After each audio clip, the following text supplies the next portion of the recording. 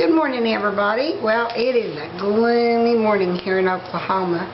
It's not cold, it's not raining, it's not snowing, there's just not much sunshine. Hubby's out in our garden, rototilling up the garden, and I wanted to come to you and do the tag back that Colleen had tagged everybody to do their quirks. My first question is, how much time you got? I am going to just hit very quickly on a few things. I don't want to bore you. First of all, Colleen, yes, to the cremation and the party. That's what we have planned. I'm like you. I would rather somebody spend the money that a big funeral would cost on somebody's education than on a funeral. I would rather have a nice obituary in the paper than a funeral. So I'm all about cremation, low-cost cremation, and you don't need to bury my ashes anywhere. You can sprinkle them out here on the farm. You can give them to the kids. You can, I don't care what happens to them. When I'm gone, I'm gone. But as my aunt told me before she died this year, the first part of September, like to killed me, that she would always be with me because she was going to be in my heart. So when I miss her terribly, I think of that, and I hope that everybody feels that way about me, that I'll always be in their heart, and the things that I taught them, the little sayings, which I'm going to do a saying at the end of this, that it carries on from generation to generation to generation. That way I'm still alive. When I cook, I want to be left alone. I don't want anybody in the kitchen trying to help me. I cook all the time. I love to cook. I don't have a great big kitchen, and I don't need my husband in there. The only thing I ever need for him to do is to fill glasses with ice and put them on the, put tea in them or whatever. I don't want anybody in the kitchen helping me. My daughter and my daughter-in-law and all them have kind of learned, Mom's in the kitchen, she gets grumpy, stay out of her way. On the menu thing and the everyday, yes, I fall into that category. I make out a menu. I was going to bring it in here for the video, but I don't have it. I use stenographer's notebooks, and I use pencils so I can erase. And they're very well used front and back by the time I'm finished with them. And I write basically what we're going to have for breakfast, or not always breakfast, but lunch, and then dinner. And I will check my list, and I know all of that. We live out in the country. It is, 15-20 minutes to the store. I need to know that what I'm going to cook I have in the freezer or in the icebox, or I have canned or whatever, and I plan it, and we pretty well stick to it. And if we deviate, I have to go back to my list, erase it, and write on there what we ate. Now, I know where this all started. Our daughter was 5 when she was diagnosed with juvenile diabetes, and she's 35 now. So this was, as she was getting out of the hospital, NutraSweet hit the market that week, and fairly quickly after she came home, you could get meters that were this big,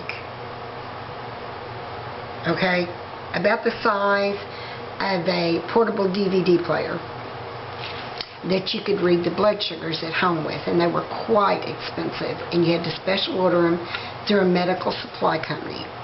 And thank God, we were lucky, we have good insurance, and they paid for all of it. But we always had to keep a detailed list of, because everything had to be balanced back then. They didn't count carbs. You had exchanges. And any of you that remember the old Weight Watchers diets, you know what I'm talking about. Anyway, so I always wrote down 2 weeks at a time, very detailed. Then when I began working, when the kids were a little older, all the husband would have to do is he would beat me home by about an hour and a half. And we had dinner every night at 6 o'clock. When I was growing up, we had dinner every night at 6 o'clock. You could set a watch by when the food was put on the table. So, and we did it with our daughter because back then she used long-term acting insulin, and it had its peaks and its valleys, and you know, you had to have the snacks at certain times, you had to eat at certain times, you had to take your insulin and then eat so long after it. You know, it wasn't like it is today. She's on her 3rd pump, and her life is just so free. I mean, it's just amazing. Anyway, so that's where that all got started. My husband could come home and get supper started because he could look on the list. It was always back then hanging on the refrigerator, and he knew everything that was to go into that meal was within grabbing distance or laid out and thawed or whatever. I used to make every Monday, rain or shine, for the past 10-12 years, I made flour tortillas. And those were enough tortillas to, I would make, probably 18-20. We always have burritos at least once during the week, and we always have breakfast burritos once during the week. And the way I make them quite large, and so we use them for sandwich roll-ups. And that was, you know, that was a thing, that if I didn't get my tortillas made on Monday, I felt like I was a failure. And I made slaw every Monday, because my husband took his lunch every day. He was out in the field, a lot of times not even close to a drive-in or anything. So he always took his lunch. And then after he was diagnosed with diabetes, it was even more important.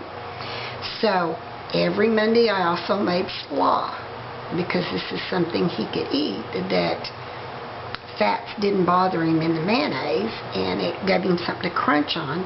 And every Tuesday I made a half a gallon of yogurt. Yes, I did. Every Tuesday. And he took yogurt parfaits every day in his lunch.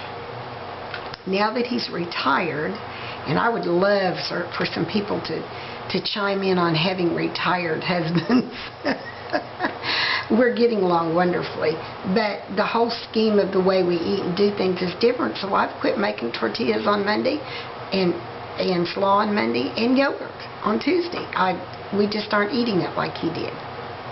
Okay, I like all my blinds and curtains closed at night. Yes, that's it. It's got to be closed. In Oklahoma, we have, I think this goes back to, I don't want anybody peeking in my windows. I was raised in town, not in the country. And closing the window shades at night in Oklahoma helps keep the cold out. Or if you're running the air conditioner, helps keep the cool in. So in the summer, the curtains, when the air conditioner's on, the curtains or drapes, they're closed constantly. I make Roman shades that are insulated. I have those in a lot of the rooms. In the winter, yes, I do open the curtains through the day if it's warm, to let some of the sunshine in the house. But yeah, I like everything closed up at night. Now, the house doesn't have to be locked. And I got to tell you, out here sometimes we don't remember to lock up. But I just need those curtains closed. Okay, and Colleen mentioned something about the light switches. My son is that way. I mean, I go into their house and I think, gee, it's dark in here. They shut off the light in every room they come or go out of, both of them, and kudos to them. My husband, on the other hand, is one of these that thinks every TV, every light, everything you can possibly turn on that sucks energy needs to be on in every room. So I constantly go around turning off lights, turning off TVs, switching this off, whatever, because there's no need for it to be running if he's not in there watching it.